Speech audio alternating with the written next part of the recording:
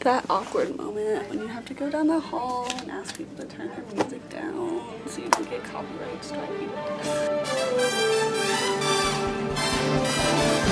Hey y'all, welcome back to my channel. My name is Evelyn, and today we are talking about oh my god, epic fantasy, high fantasy, whatever you want to call it. Fantastical books that take place in worlds that are not really our own. Today I'm recommending 5 different high fantasy series.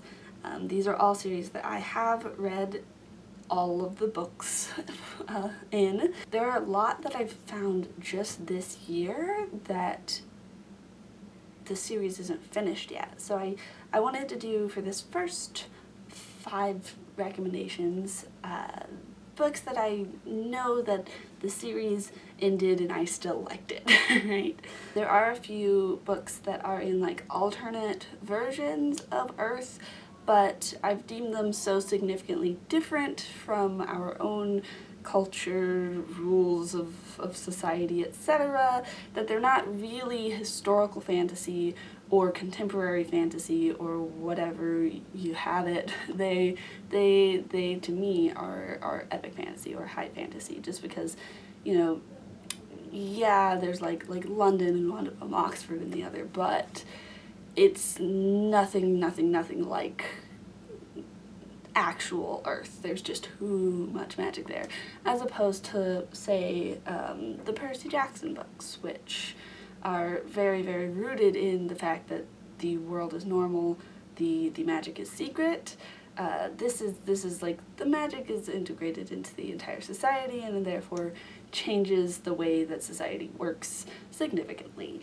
Series number 1 is The Enchanted Forest Chronicles by Patricia C. Reed. So this series has everything you could ever want in it, or at least everything that I could ever want from a fantasy series. It's set in this very clever fairy tale based world. It's like Patricia C. Reed took every single fairy tale trope, character, aspect that she could think of, threw it into a blender, and you get this, and it's really amazing. The main character's name is Princess Cimarine, and she is not really about being a proper princess. Unlike all of her sisters, she is not content learning how to do needlepoint or curtsy or all of these like princessy things. They just don't interest her. It's not that she doesn't see value in them. She would just rather be doing things like sword fighting or learning Latin or learning magic or how to cook. But her parents are not behind that. They're like, no, none of this is proper for a princess to be doing.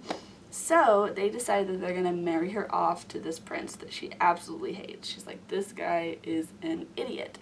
And so Cimarine takes matters into her own hands and she runs away to the Mountains of Mourning, where she becomes a dragon's princess on purpose. So she's now living with this dragon named Kazul, and she's getting into all of these super magical adventures. And life in the Mountains of Mourning, you know, it really suits her. She has friends, she's learning magic, she's learning Latin, she gets to cook. You know, life would really be perfect if all of these knights would just stop showing up and trying to rescue her. Also, what are all of these wizards doing snooping around? Oh my gosh, there are so many things I love about this series. My parents introduced it to me when I was very small, and I've reread it so many times over the years that I can't possibly tell you how many. There's just so much to these books, to this world, and every single time I read it I feel like I find another new little clever detail to fall in love with, and it's just wonderful. So the first book is called Dealing with Dragons. Go find it, go read it, go love it. The second series that I'm going to talk about is the Reader Trilogy by Tracy G. You guys knew it was coming. This takes place in a world called Kalena, where there is no such thing as the written word. Stories are passed between people verbally, and you only live as long as people remember to tell your story. Our protagonist's name is Sephia, and she has been on the run with her Aunt Nim since she was a little girl. And so when the same mysterious people who murdered her father kidnapped Nim, Sephia makes it her mission to find her and rescue her.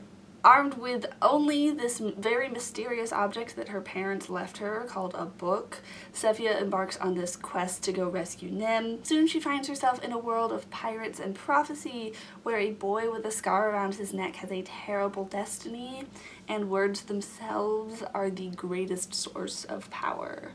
This trilogy is one of the most intricately plotted things I have ever had the pleasure of reading. Every word truly is as powerful as it is beautiful. Also, we stan Captain Cannock Reed. Series number 3 is the His Dark Materials by Philip Pullman. How do you even go about talking about a plot summary for this? There's just so many things, and I feel like the way it's set up, like even trying to describe the beginning of the plot is like spoilery. Okay. We'll give it a try. So the first book you'll probably recognize. If you didn't recognize His Dark Materials, you'll probably recognize The Golden Compass. It focuses on 11-year-old Lyra Balakwa. She is an orphan and she has lived at Jordan College in Oxford for as long as she can possibly remember. She's a very curious little girl who loves to get into all sorts of mischief with her daemon Pantaleimon and her best friend Roger. She leaves Oxford to go live with this woman named Mrs. Coulter, and before she leaves, the master of Jordan College gives her this instrument. It's like a truth-telling instrument called an alethiometer. It looks like a compass, hence the golden compass. Lyra is actually very, very good at using this, and it's kind of a complicated instrument. Usually people take a very long time to learn how to use it, but she picks it up very quickly. And that comes in handy because she uncovers the fact that a bunch of children have been kidnapped, including Roger, and she ends up joining this group that's going on this rescue mission to find the children and bring them home. They have to go out to the north. And Lyra's affinity for the alethiometer ends up helping. Also, you know, befriending giant armored bears, that ends up helping as well. So the first book does take place in this alternate version of Earth. They do have these creatures called demons. When you're little, your demon can change shape. They can shift between different animals, but once you become an adult, they settle into one permanent animal form. They're part of you, they're part of your soul, they're very connected. They can't even stray too far away from their humans without both of them feeling a lot of pain. But eventually, the series expands into this huge, like, multiverse, which, like, maybe spoiler alert, but also, like, you could not possibly fathom, right? I say you couldn't possibly fathom all of the wonderful, amazing twists and turns that this series takes. It's, again, just so like epic in the hugest sense of the word fantasy.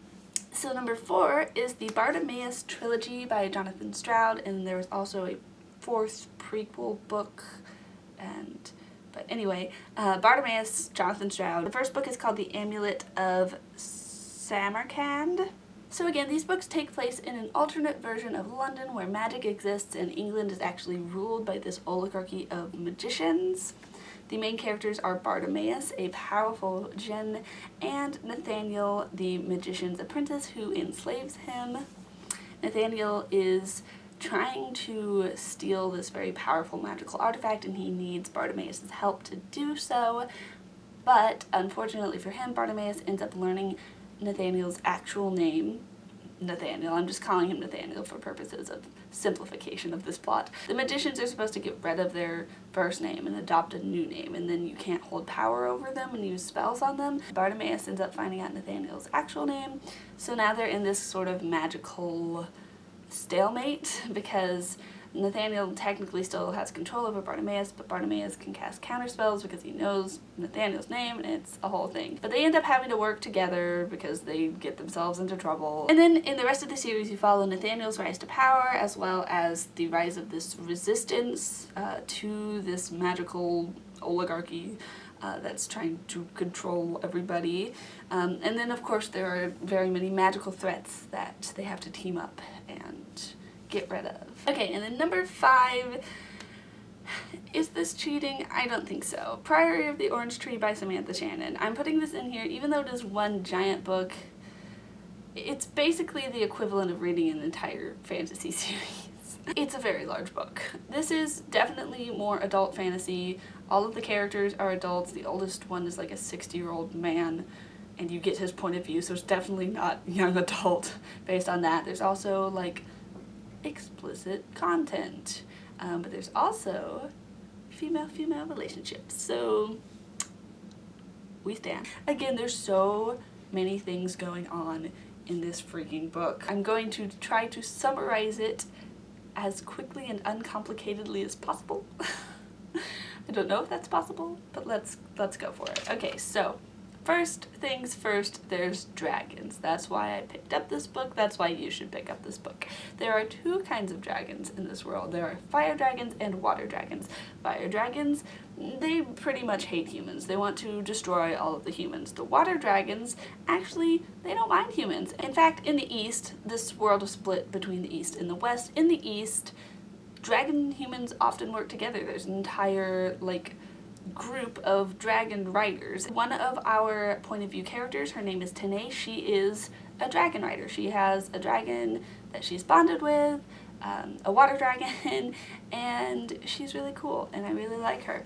Meanwhile, in the West, they hate dragons because their main experience is with the fire dragons. In fact, there's this entire religion based around worshiping the dude who they think got rid of all of the fire dragons. And as long as his descendants are alive, the people in this religion believe that the fire dragons can never come back. So Queen Sabrin Brethnet is very important. She's the face of virtuedom. And that's where our second point of view character comes in. Idas Duzala Upnara, or Eid for short, is a mage of the Priory of the Orange Tree, and she has been sent to protect the queen from threats. Threats including dragons. It's because draconic influence is on the rise in some of the other countries in the West, and so our third point of view character, Art Lothbeck, has been sent on a mission to try and figure out what the heck is happening there. And then you have Dr. Ruse, and he really just wants to figure out how immortality works. He's my least favorite character. Anyway, all of these lovely characters end up having to work together and figure out how the heck they're gonna stop the fire dragons from coming back and destroying the world. And there's trees involved, and an ancient witch, and lots of interesting magic and world building that is just, like, so insane. It's one of the only adult fantasies that I've read that I actually enjoyed. And I 100% believe that that is because it was written by a woman. So you go, Samantha Shannon. Yeah, so that is all that I have for you guys today. Comment down below, have you read any of these series? If so, please talk to me about them. Also, are there any other high fantasy series that you think I should take a stab at reading? I know there's a lot out there that I just have not gotten around to. Although I'm gonna preface that with the fact that I have tried to read Sarah J. Maas and Leigh Bardugo's books before, and they just don't do it for me. I'm sorry, guys. Maybe I will give Crooked Kingdom another shot, but that is not going to be anytime soon. Also, never fear, if you are not a high fantasy person, I will be making another video where I am talking about my favorite contemporary fantasy, and I might even do a third one where I talk about historical fantasy. What? So if you want to know when those videos are up, you totally should click that subscribe button and maybe even ring the bell icon so you get notified when I post them. What? So with that being said, my name is Evelyn. I make new videos every magical Monday, and I'll see you real soon. Bye-bye.